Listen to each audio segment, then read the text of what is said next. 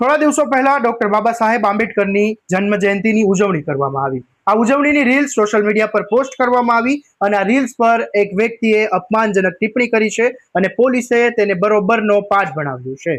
ઘટના રાજુલાની છે। રાજુલામાં ડોક્ટર બાબા સાહેબ આંબેડકરની જન્મ જયંતિની ઉજવણીની રીલ્સ પર અપમાનજનક ટિપ્પણી કરવા બદલ એક યુવક સામે ફરિયાદ નોંધાઈ છે।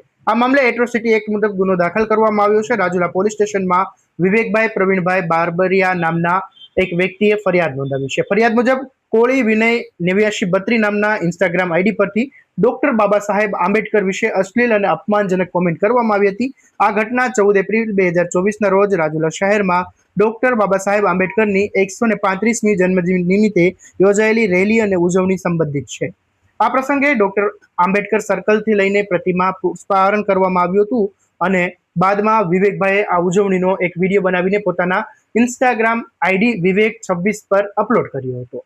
આ વિડીયો પર આ વ્યક્તિ અપમાનજનક અને અશ્લીલ કોમેન્ટ કરે છે અને બાદમાં મામલો ગરમાય છે અને સમગ્ર જિલ્લામાં આંબેડકર જયંતિ ધામધૂમથી ઉજવણી કરવામાં આવી છતાં આવી ટિપ્પણીઓથી દલિત સમાજમાં નારાજગી વ્યાપી હતી। આ મામલે રાજુલા પોલીસ સ્ટેશનમાં દલિત સમાજના આગેવાનો પહોંચી ગયા હતા અને તેમણે ફરિયાદ લેવા માટે પોલીસને જણાવ્યું હતું અને બાદમાં પોલીસે આ ફરિયાદ નોંધી અને આગળની કાર્યવાહી હાથ ધરી છે। આવા જ અપડેટ માટે રાજુલા ન્યૂઝ અપડેટને ફોલો અને સબસ્ક્રાઇબ કરી લો અને આ વિડીયોને શેર કરવાનું ભૂલતા નહીં।